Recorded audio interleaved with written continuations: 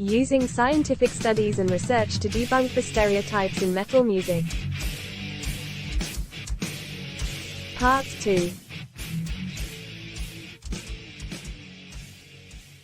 You were always such a good kid. Where did I go wrong? It's those damn kids at school, isn't it? I have to hide all of my valuables when your friends come over. I just don't trust them. They look like hooligans. Hopefully you grow out of this.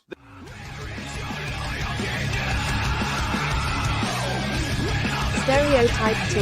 Metal fans are unkempt, uncultured, vulgar and uneducated. Unkempt can mean, not combed, as in your hair, deficient in order and neatness. Unpolished, rough, crude.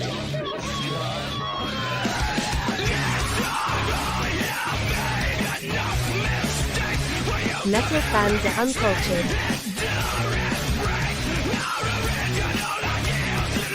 Vulgar.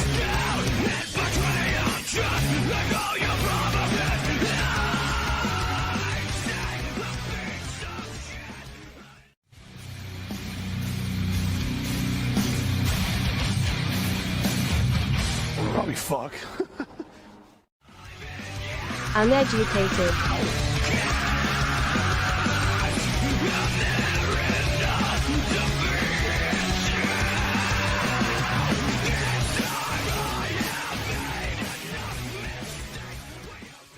So, a couple years ago, I took a date to her first metal show. Yeah, I know what's wrong with that. You don't need to tell me. Took a date to her first metal show, and normally, I would be at the very front of the audience, all the way over there, because I want the full body contact experience. That's what I'm there at a metal show for. This time, things were different, obviously. And so instead, we stayed off on the side and had a view of the audience somewhat similar to what you're seeing here. And it just so happened that at about that time in my academic career, I was learning in physics about collective behavior and emergent phenomenon. And from this view outside the mosh pit, which I'd never had before in my life, I'm looking down into the crowd, completely distracted from what's happening on stage. And I'm looking at the people like, holy crap, I know what that is. We studied that in class last week. Ooh. And so this idea, this observation, stuck with me for a couple of years. When I got to grad school at Cornell, in the physics program there, I started working collaboratively with a couple of people. And basically what we did was we took this initial observation and then we started downloading YouTube videos. We wrote some custom software to track and quantify the motion of people in these crowds, and we started analyzing them as a physicist would. And one of the things that we found was that when you look at the statistics of how people move in a mosh pit, it's the same type of motion that you see from molecules of air in the gas around us. So the way that these molecules are bouncing around every which way is the same way people are bouncing around in those mosh pits. This is an example of what we saw in our simulations. You can imagine this as the view from above the crowd looking down. I mentioned that there was a flocking force, that was the tendency for people to follow each other. As we increased the flocking force in the model, made it more and more significant, we saw that these simulations led to groups of people that were running around in a big old circle like that. They went from this disordered, chaotic, mosh pit-like gas, and they turned into some kind of ordered vortex. The equations of collective motion apply equally as well for birds, for fish, and for bacteria, and that these physical laws remain the same. And so what happens if there's a fire? What happens if there's an earthquake? What happens if there's an explosion? What happens if something goes wrong? How do we protect people in the panic that ensues?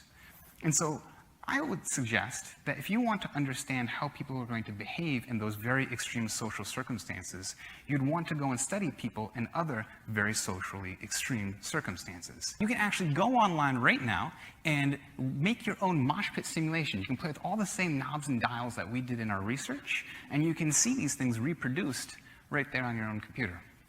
And I think I just want to close. I want to say thank you to the bands that helped inspire this research. Don Anderson earned his PhD in English at the University of Washington in 2011, where he also teaches. Former guitarist for black metal band Agalic. Currently plays guitar for Karada. Adam Nergal-Darsky. frontman for the black metal band Behemoth. History degree from the University of Gdansk, Poland. Stefan Kummerer, multi-instrumentalist and producer, songwriter, vocalist and guitarist for the death metal band Obscura and the black metal band Bald Handra. Master's degree in Media Technology Engineering.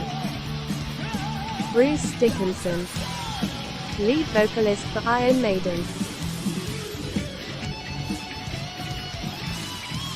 This Boeing 757 has been modified to carry all of the band's equipment and crew on their world tour.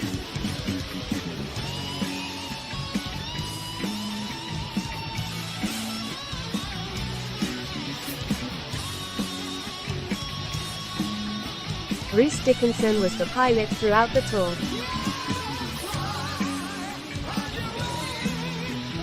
History degree from London's Queen Mary College.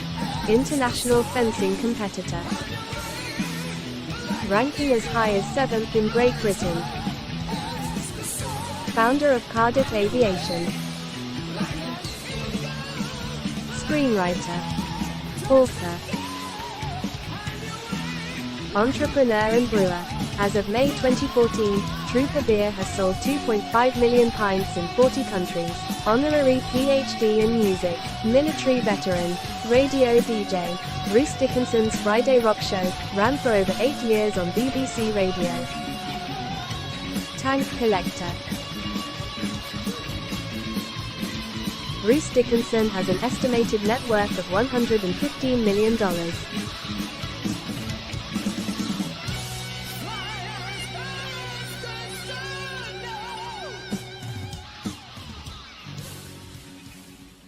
Stuart Cadwallader and Professor Jim Campbell at the University of Warwick did a study with the National Academy of Gifted and Talented Youth. They wanted to see what kind of music smart kids listen to. The National Academy for Gifted and Talented Youth is a body of 120,000 students, which represents the top 5% of academic achievement. The study revealed that a disproportionate number of members listed metal as their favorite kind of music. Nottingham Trent University is now offering a Bachelor's of Art degree in Metal Music Studies. Course lecturer Liam Mallet said, "Metal is an extremely technical genre of music. The study of its culture and context is a rising academic theme. We are excited to be at the forefront of its integration with education."